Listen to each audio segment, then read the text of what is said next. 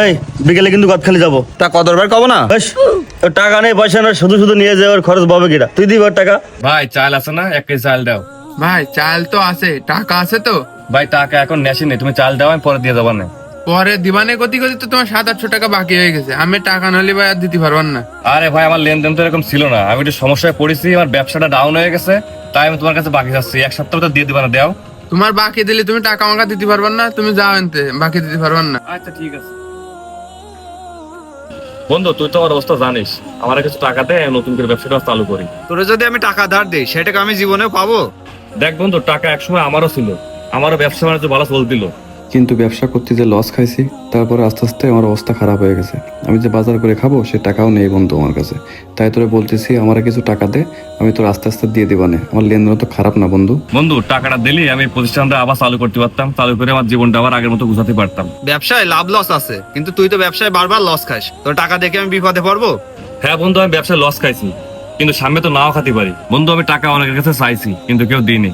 তোর কাছে টাকা আছে আমি জানি, তাই বলতেছি আমার 3 লাখ টাকা দে, আমি ব্যবসাটা চালু করি, করার পরে ইনশাল্লাহ আস্তে আস্তে তোর টাকা শোধ করে দিবেন বন্ধু। কি 3 লাখ টাকা? আমি তো মনে করছি 10-15 হাজার টাকা চাবি তুই। আমার কাছে 3 লাখ টাকা দেওয়ার সামর্থ্য আছে, কিন্তু তাও তো আমি তোরে দেবো না। তুই আর আমার সামনে আসিস না, যা তুই যা। এই বিকেলে কিন্তু গদখালি যাবো, তাড়াতাড়ি গুছাই চলে আয়। তা কদরবার কব না? ওর সামনে একা একা থাকবে? বেশ, টাকা নেই পয়সা না, শুধু শুধু নিয়ে যাওয়ার খরচ পাবে কিনা? তুই দিবি ওর টাকা। আচ্ছা ঠিক আছে, তাই সকাল সকাল চলে আসো না, বাড়ি চল সবাই। ঠিক আছে, চলো। আচ্ছা আলহামদুলিল্লাহ, আল্লাহর অশেষ রহমতে 1 বছরের ব্যবসায় অনেক উন্নতি হয়েছে। সবই আল্লাহর রহমত। ভাই আমার 5টা শ্যাম্পু দেন তো। আমার 1 কেজি খোল দেন তো। এই ভাইয়া, এই একটা পাউডার দাও তো, পাউডার। আচ্ছা ঠিক আছে ভাই, দিচ্ছি ভাই এক্ষুনি। ভাই এনেন, আর ওই 2 বস্তা চাল ভাই বাড়ি পাঠাই দিছি। আচ্ছা ঠিক আছে, এখন তো টাকা আসেনি, তাহলে পরে দিবা না।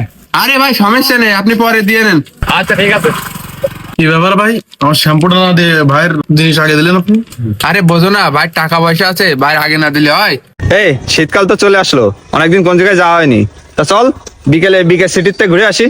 তুই ভালো কথাই বলেছিস, কত বাইরে ফোন দিই তালি। ভাই মানে গতবার গদখালির কথা বললাম, তুই ভাইয়ের কথা সহ্য করতে পারলি না, আজকে ভাইয়ের কাছে ফোন দিবি কেন? ভাই একটু মিলির সামনে চলে আয় তো, জরুরি দরকার আছে। এই কি আছে বল। ভাই আমরা সবাই সিদ্ধান্ত নিছি বিকেল বেলায় বিকে সিটিতে যাবো।